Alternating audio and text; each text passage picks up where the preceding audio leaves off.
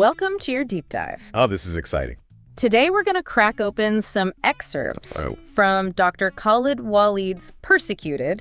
It's kind of a heady brew of Quranic interpretation, linguistic analysis, and cultural commentary, all mixed together. But what really, I guess what hooked me on this was this central idea.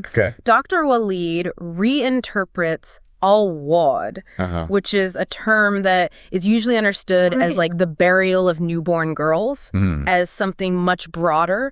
He's talking about the suppression of human freedom. It's something that he calls an ongoing wound that echoes through history.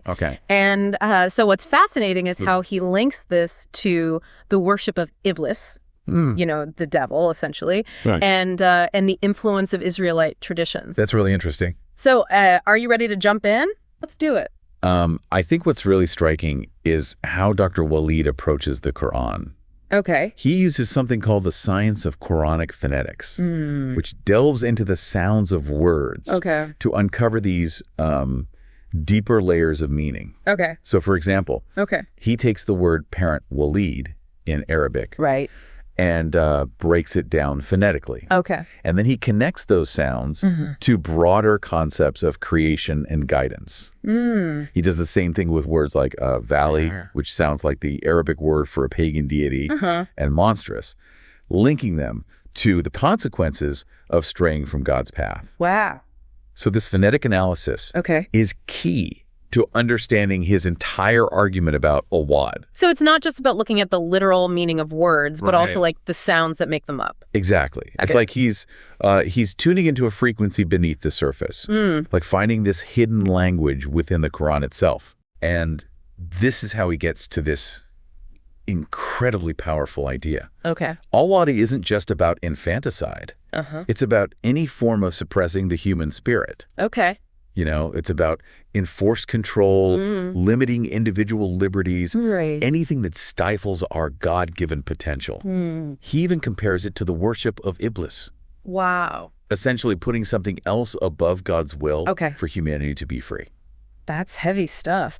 But I'm also wondering, how does he connect this to Israelite traditions? That feels like a big leap. It is, and this is where things get even more interesting.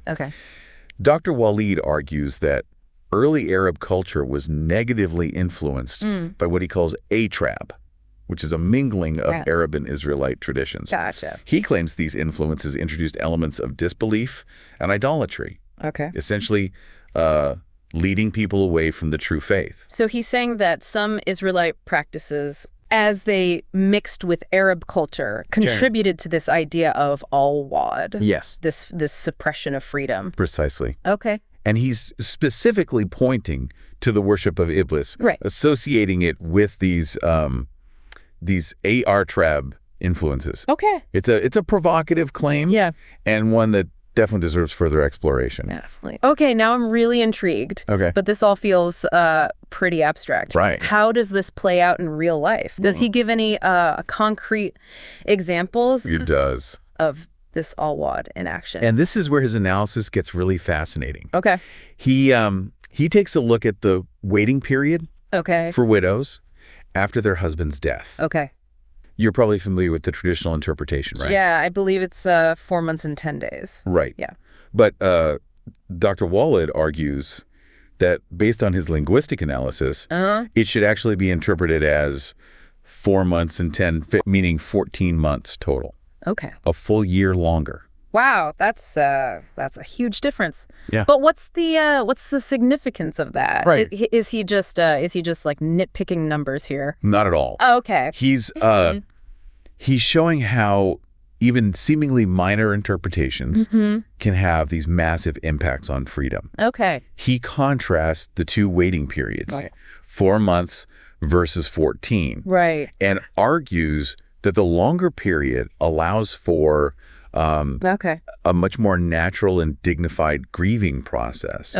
It's about respecting the widow's emotional needs, allowing her to heal at her own pace rather than being rushed back into these societal expectations. That makes a lot of sense. Yeah. And it really highlights how these ancient texts can be relevant to our lives today, even on like an emotional level. Exactly. Yeah. And Dr. Walid even connects this to modern psychology, pointing out that grief doesn't follow a strict timetable. Right. He's using this example to show that even something as personal as grief can be subject to all ward. Okay. This idea of unnecessary restriction and control.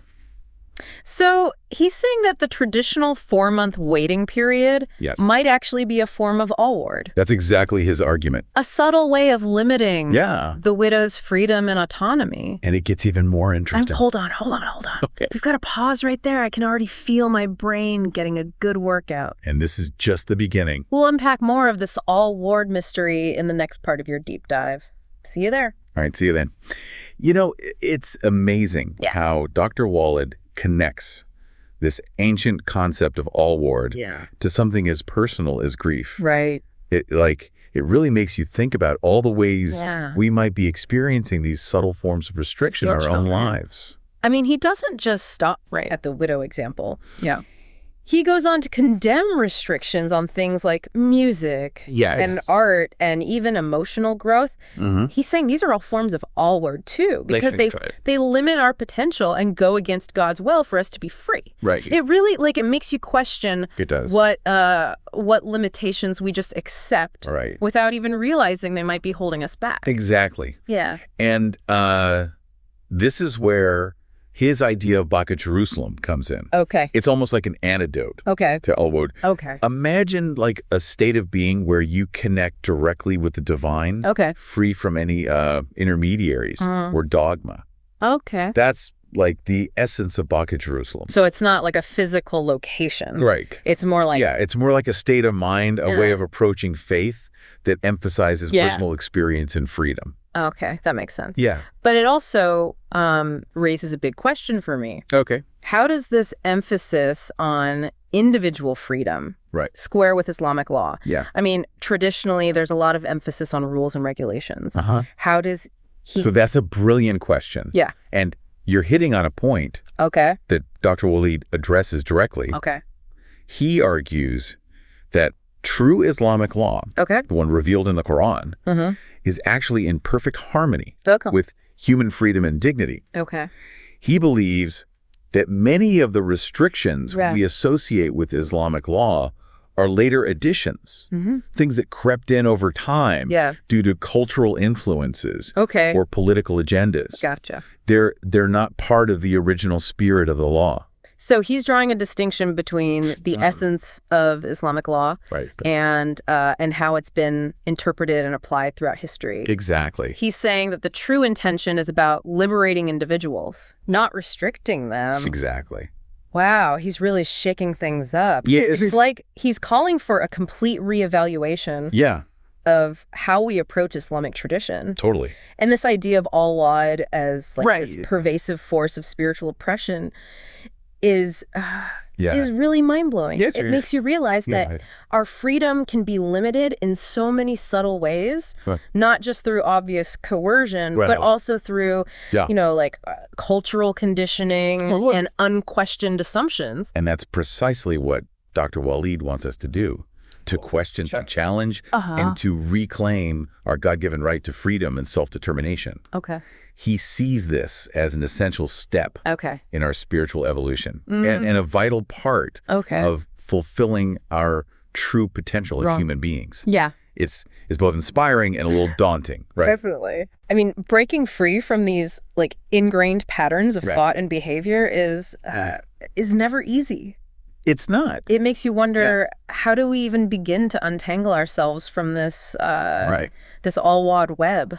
Well, Dr. Walid doesn't leave us hanging. Okay. He offers some guidance, a kind of roadmap for this journey of liberation. Okay. He encourages us to delve deeper into the Quran, seeking guidance from its original message, and to connect with others who are also on this path. Okay. He reminds us that we're not alone in this pursuit. Yeah. And he keeps coming back to this idea of Baka Jerusalem as a source of inspiration, a model for what a truly liberated spiritual life can look like. So ultimately his message is one of hope.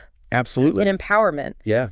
Even in the face of these oppressive forces. Yeah, he believes that each of us has the capacity to break free from the chains of all wad and to embrace a life of true freedom and spiritual fulfillment. Yeah. It's a powerful message that can resonate across different cultures and spiritual traditions. A call to awaken to our inherent potential for freedom. Yeah. But it's important to remember that Dr. Walid's views are his own interpretations. Of course. And don't necessarily represent the mainstream of Islamic thought. Here, we're not presenting this as the definitive truth. Yeah. But rather as a thought-provoking perspective that can challenge our own beliefs and assumptions. And it's up to each of us to engage with these ideas critically and draw our own conclusions. I'm really struck by how Dr. Walid weaves together ancient wisdom with modern insights. He does. For example, his analysis of the waiting period for widows is rooted in both traditional Islamic scholarship and contemporary psychology. It shows how these ancient texts can still be relevant and meaneful to our lives today. And he does it in a way that's both intellectually stimulating and emotionally resonant. He doesn't shy away from the emotional weight of these topics. His writing is infused with passion and conviction. You can tell that he deeply believes in what he's saying, and that energy is contagious. We've talked a lot about Dr. Walid's critique of all-wad, but I'm curious to hear more about his vision for what a truly liberated society would actually look like.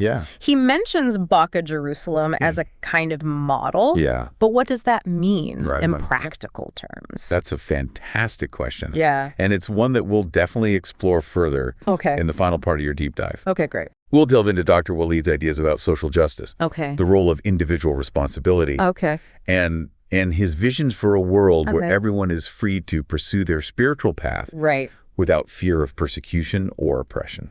I'm definitely hooked. All right. This is turning out to be a much richer and more thought-provoking journey than I initially imagined. And that's the magic of a deep dive. It is. We start with a single text, and it opens up this whole universe of ideas and possibilities ready to explore further. Absolutely. We'll pick up right where we left off in the final part of your deep dive.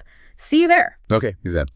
Okay, my mind is like officially blown wide open. I know, right? We've covered so much ground already. We have. But I'm dying to know. What does a society built on these ideas, this Baka Jerusalem ideal, actually look like?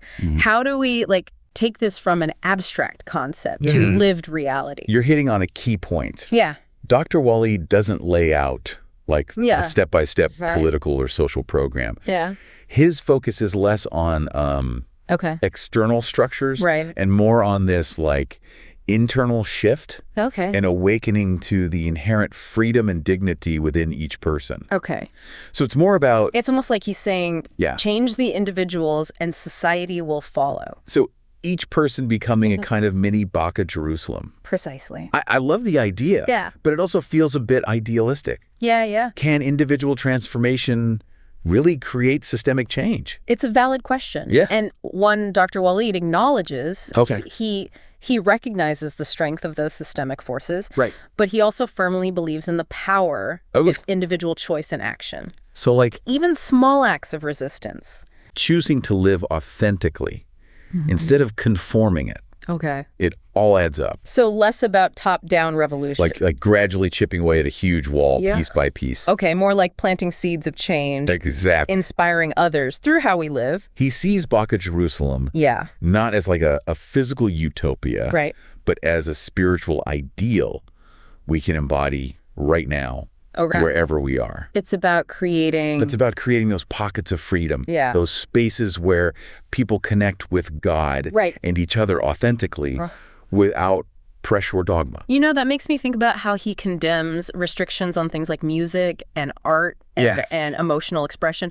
He's not just talking about big abstract freedoms. It's the stuff that makes life. It's the everyday stuff. Vibrant and meaningful. Exactly. Yeah. He sees those restrictions as a kind of spiritual poverty, denying all the richness God intended for humanity. And it all ties back. To all war, stifling creativity or emotional growth is just as damaging as restricting someone physically. This is so resonant for me. True spirituality isn't about... It's not about rules. Following a bunch of rules. Right. It's about embracing life. It's about the experience. In all its fullness. Exactly. Yeah. And that's what Dr. Walid captures so well. Right. Pursuing beauty, knowledge, personal growth. Yeah. Those are all essential parts of a fulfilling spiritual life. It's like, He even suggests it's a form of worship. Yeah. Honoring God by appreciating the gifts we've been given. It's such a beautiful way to reframe things. Yeah. It moves away from obedience and restriction. Towards joy. Joy and gratitude. Yeah. And this links right back. To individual responsibility. True freedom isn't just doing whatever you want. Yeah. It's about using our gifts wisely. Right. Contributing to the well-being of others. So freedom with a purpose. Yeah. Not just an end in itself. Right. But a means to create a more just, compassionate world. You nailed it. Okay. Social justice is woven right into his vision for a liberated society. Okay. He calls for compassion towards the oppressed. Okay. Speaking truth to power. Right. Challenging systems of inequality. Now I'm really seeing what a Baka Jerusalem-inspired society could be. It's exciting. Individual freedom, creativity, diversity. Yeah. But also working towards justice and all. And what's amazing is this vision has the potential to reach beyond any one religion or culture. Right. It speaks to that human longing for freedom, authenticity, a sense of belonging. I'm left with a sense of hope, but also responsibility. Yeah. It's inspiring to imagine a world without all watered state. Yeah. But getting there... It takes work. Both individually and together. Dr. Walid's work is a powerful call to action. It is. We can choose to conform to the forces that limit us. Yeah.